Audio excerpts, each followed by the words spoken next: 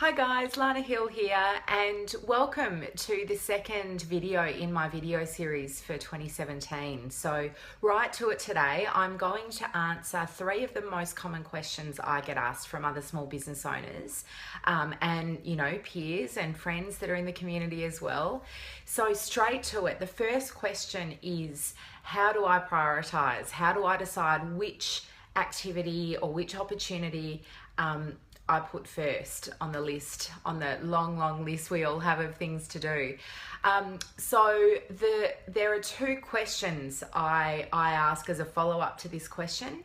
And long story short, if you can answer yes to both of these questions, then, it's something you've got to prioritize. And if you can really only answer no to both of these questions, then it's something I would really encourage you to get off your plate. So the first question is, does it align with my goals?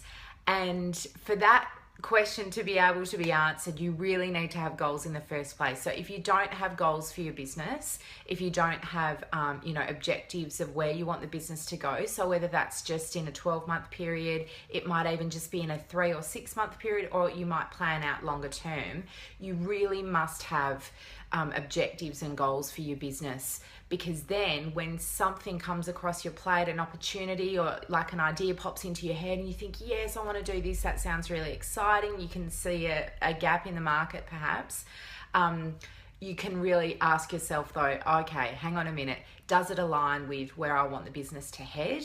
Is it aligning with my goals? And if the answer is yes, then great, buckle up and full steam ahead. But if the answer to that is no, then I would probably just put it aside. Don't throw it in the bin, but just put it aside and perhaps reintroduce it when it might make more sense to your business.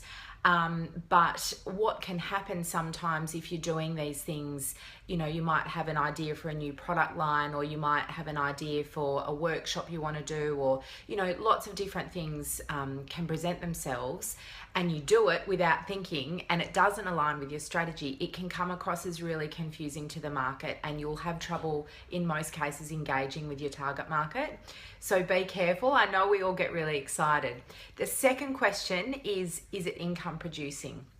And if the answer is no, then again, I would encourage you to get that one off your to-do list. It doesn't matter if it's not income producing straight away. So you might be doing an activity, a collaboration, whatever it is, that isn't going to pay you a lot right now, but it is going to lead you somewhere in the future, and you can really measure that. Then fantastic. We all do those sorts of things all the time. But if it's never going to pay you any money, and at the end of the day, guys, usually we're in it for money instead of just for the love of it, then you really probably need to cross that one off your list. So hope that one wasn't too mean to start off with. Number 2 is, I've got a great business idea and I'm going to start my business. I'm going to get out there. What's the first thing I need to do? I would really encourage you, before you even kind of start forming all of those pieces in your mind, such as, business name, logo, all those things we get really excited about. Think about the market, kind of test the market before you really get, really involved in the planning process. And when I say test the market, I say look at the competitors, look at the big players. Is there a gap? And can you create like a niche and a meaningful connection with your own group of customers? If the answer to that is no, I would again maybe have a bit of a think about how you're going to position yourself. But that's one of the things I see all the time is incredible business ideas out there, beautiful products, lots and lots of different versions of this. But they haven't really tested the market. They've just kind of fallen in love with making something, or they've seen, everyone's really excited about X service, and I want to get out there and I feel like I could really do that. That's great, but you've really got to test the market. So the best way I think to do that is a very, very simple way, and it's called a SWOT analysis. So look at strengths, weaknesses, opportunities, and threats of, like I said, the big players, the competitors, kind of what the market looks like. Where are the other big players within your market positioning themselves? Are they premium? What are their brand values? All that sort of stuff.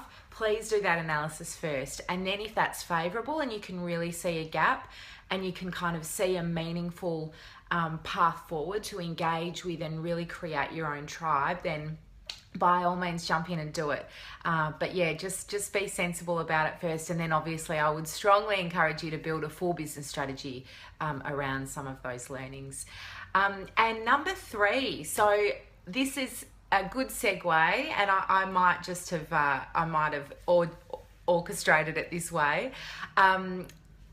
This question is about sales and marketing, and particularly promotion. So this is the question. I'm doing all of my online marketing. I'm doing my social media, Instagram, Facebook. I'm doing all the paid ads, but I'm not engaging. I'm not getting anywhere with customers. What do I do now?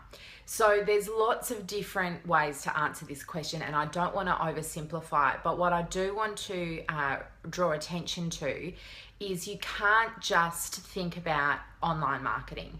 You need to really kind of get out there from behind your desk and create a sales and marketing strategy. So there is a really big difference, like I mentioned in the last video, between sales and marketing. And the easiest way I can put it, and it is oversimplifying it a little, but the easiest way I can put it is any real life connecting with human beings stuff is sales. Any behind the desk, behind the smartphone, and generally online is marketing. Now, it's not a strictly technically correct definition, but let me explain myself. So when you're out there communicating with other people within your community, so I would actually call this networking, but it doesn't have to feel cheesy and inauthentic for it to be networking. It's absolutely having lunch with someone within your community that you really admire and kind of, bouncing ideas off them and just sharing about, what's happening in your business this year, all of that stuff. That's networking. Networking doesn't have to be standing up on a stage, delivering your spiel to the group, which is totally a scary thought.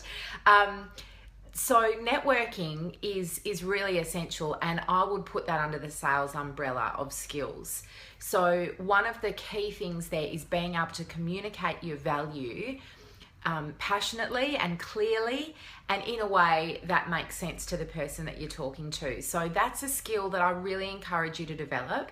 And another one there is listening. So really honing in on your communication skills. A great salesperson is actually a great listener because they're always looking for the opportunity to help somebody. They're always looking not for the opportunity to sell a product. They're looking for the opportunity to solve a problem and to really make a difference in that person's life. That's actually what sales is all about. It's all about people. It's all about kind of joining the solution to the problem. And yeah, there's always an emotional driver underneath a business driver. So, when you're trying to understand your target market and their needs, don't just look at it, oh, well, it's about price or it's about the product needs to be able to do this. No. What sits underneath it?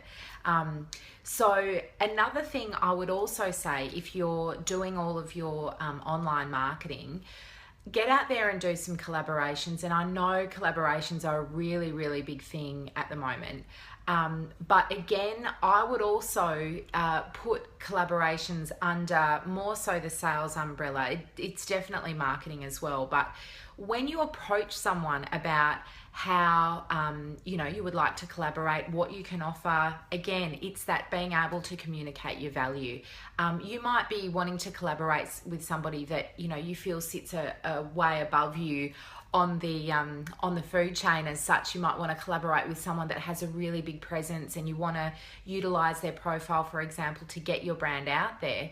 Your pitch email or your pitch phone call or whatever it is, it really needs to hit the mark. So again, if your sales skills are, on point, as they say, then you'll be able to communicate that really, really clearly. And I will say here as well, before I wrap it up, and I could again sit here for hours and talk to you all about sales and how important I think it is, particularly in today's market.